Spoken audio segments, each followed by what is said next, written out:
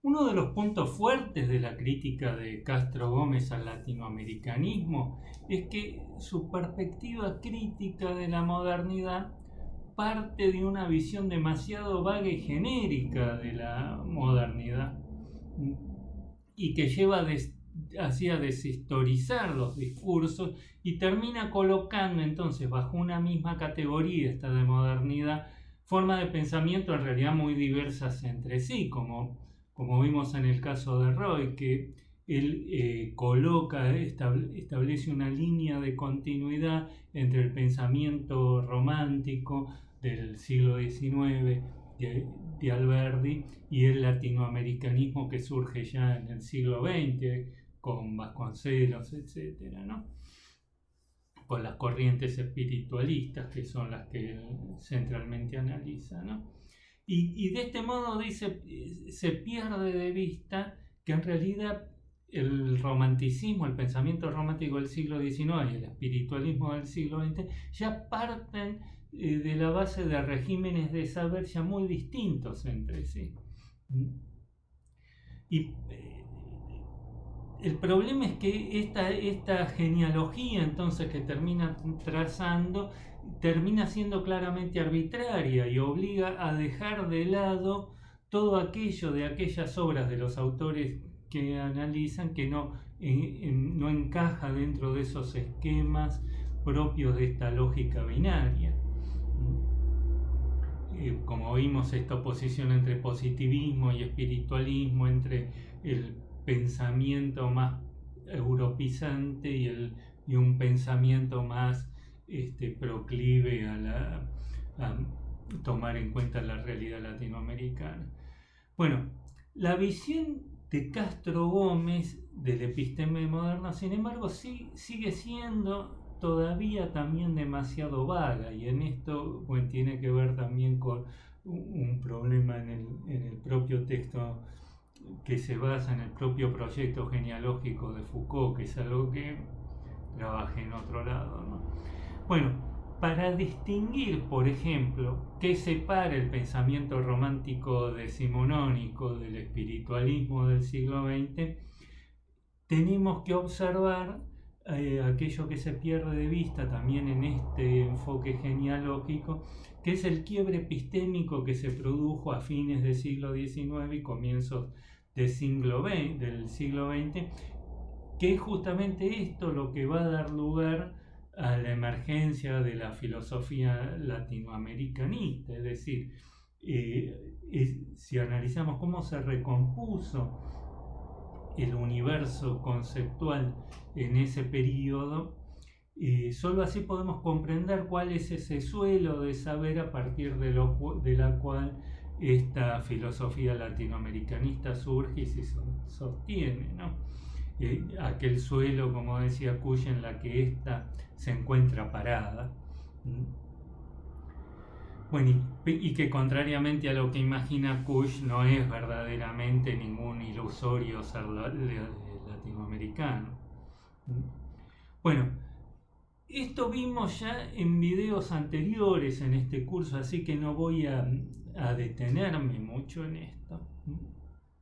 Básicamente esa mutación conceptual que se produjo a fines del siglo XIX y que comprenderá al conjunto del pensamiento de la época, incluidas también, como vimos en su momento, a las ciencias naturales, bueno, es en última instancia reveladora de la emergencia en Occidente de un nuevo paradigma de la temporalidad, fundado ya en una idea mucho más fuerte de la contingencia, que era la propia de las filosofías de la historia del siglo XIX, de matriz evolucionista, teleológica, ¿no? Esta obra ya va a presuponer, se quiebra esa linealidad de los procesos evolutivos y aparece la idea de que en su transcurso se producen quiebres más radicales en donde lo nuevo no se sigue, no surge necesariamente a partir de lo que existía antes.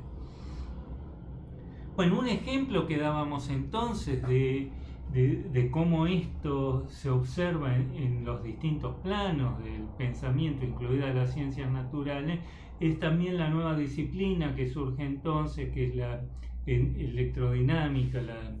teoría elaborada por Maxwell y Faraday, de la cual va a partir después Einstein para su famosa teoría de la relatividad.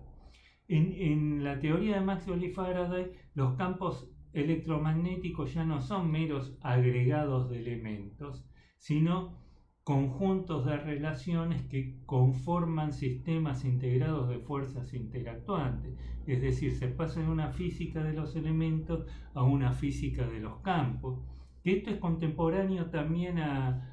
lo que es muy parecido también a lo que se dice de Saussure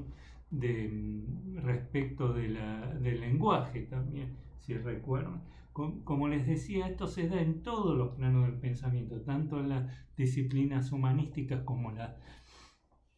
las ciencias físicas y naturales.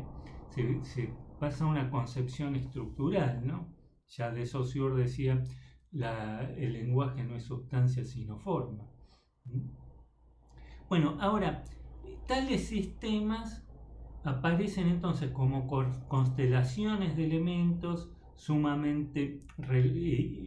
mutuamente relacionados, pero cuya composición y recomposición resulta súbita y espontánea, no obedece a ningún patrón genético de formación progresiva. En un sistema electromagnético, de repente, bueno, si se introduce una alteración, se reconfigura ese sistema, pero no obedece a un proceso de formación progresiva, como también ahora va a pensarse en la biología, cuando se pasa el tránsito del darwinismo al neodarwinismo, en la teoría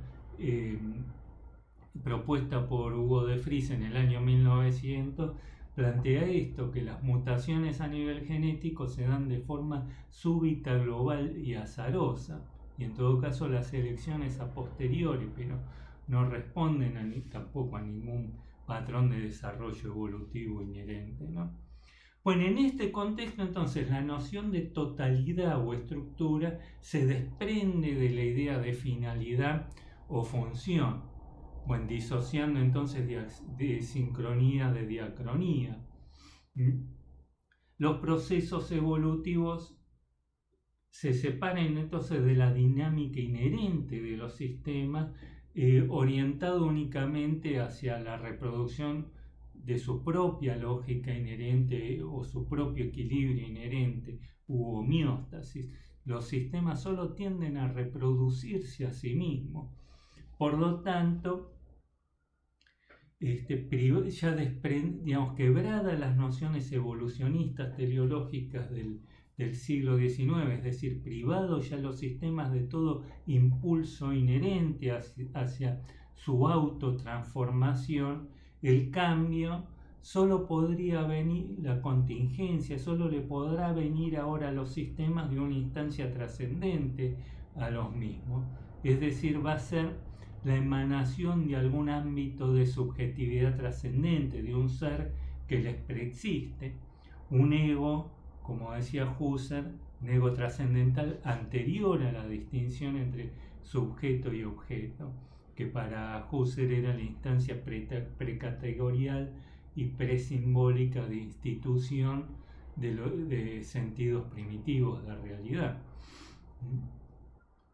Bueno, esto entonces conllevó a la emergencia de un nuevo régimen de saber, un nuevo episteme, en palabras de Foucault, el cual entonces se va a encontrar atravesado por la oposición entre sistemas autorregulados y acción intencional.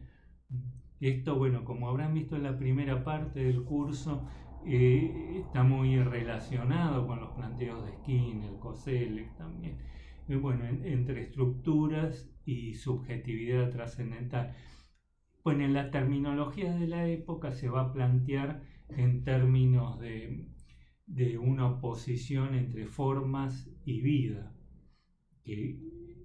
como vamos a ver también la que retoma Kusch.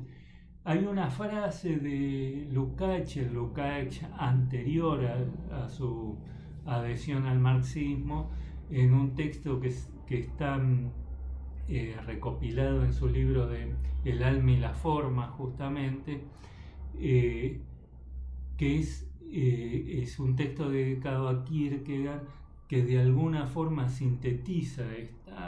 esta perspectiva, ¿no? La frase dice: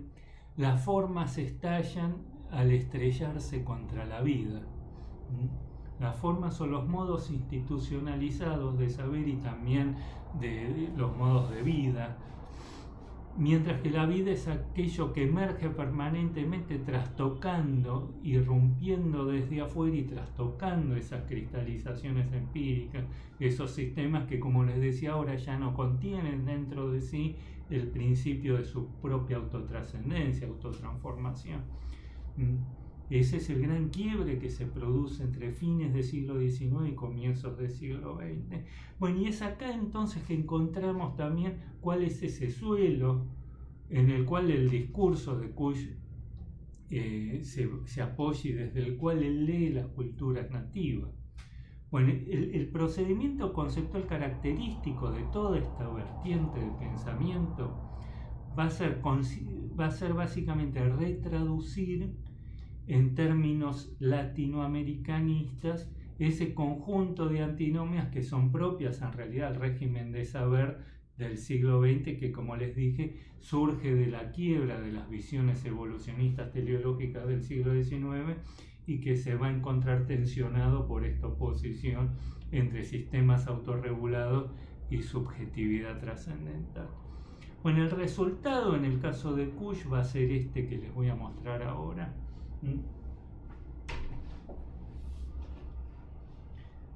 A ver si se lee bien. Bueno, acá tenemos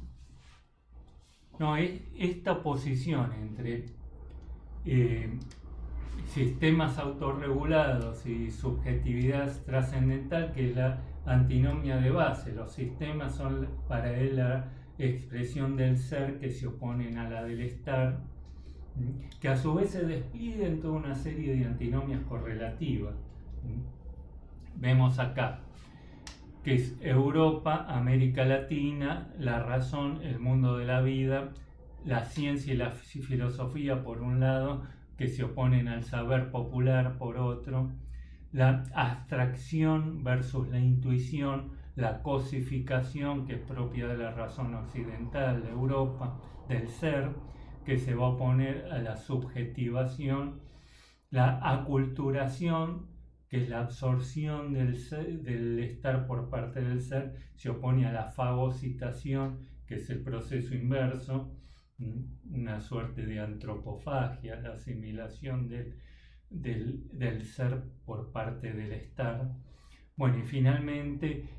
la conclusión de todo eso entre el pensamiento del discurso de la dominación versus el discurso de la emancipación, que, como saben,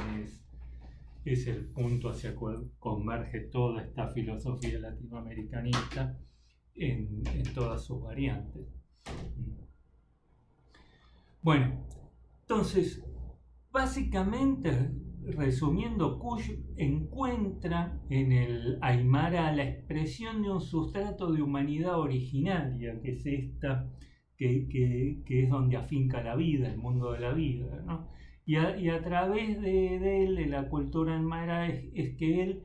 va